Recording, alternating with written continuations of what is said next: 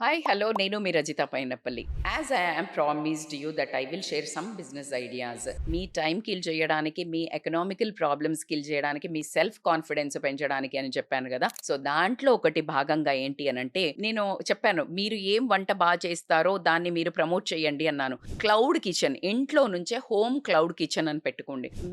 నేను ఇది చేస్తాను అని చెప్పి స్విగ్గీ వాళ్ళతోటి మీరు టైఅప్ చేసుకున్నట్టయితే గనక, మీరు ప్రమోషన్స్ లో పెట్టినట్టయితే గనక, వాళ్ళు ఆర్డర్ చేసినప్పుడే హోమ్ క్యాటరింగ్ చేసుకోవచ్చు. వాళ్ళు ఆర్డర్ చేసి పే చేసిన తర్వాతనే చేస్తాం కాబట్టికే మనకు వేస్టేజ్ పోదు.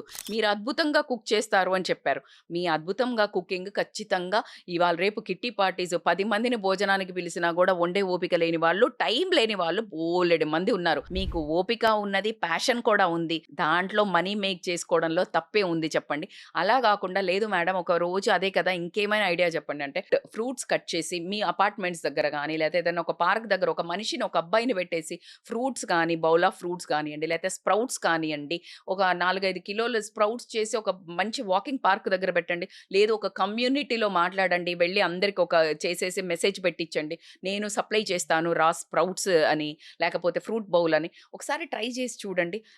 ఎక్సలెంట్ రెస్పాన్స్ ఉండండి. అందరికీ తినాలనుంది. కానీ అందరికి ఓపిక లేదు. లేతే మర్చిపోతారు ఆఫీస్‌లకెళ్ళొచ్చి. కాబట్టికే మీకు అది ఒక ఉపాధి అవుతుంది అని మాత్రం నేను ఖచ్చితంగా చెప్తున్నాను. ఎందుకంటే ఇది నా ఫేవరెట్ బిజినెస్ ఐడియా. నన్ను చాలామంది అడుగుతారు. "నువ్వు హెల్తీ ఫుడ్ తింటావు గదా!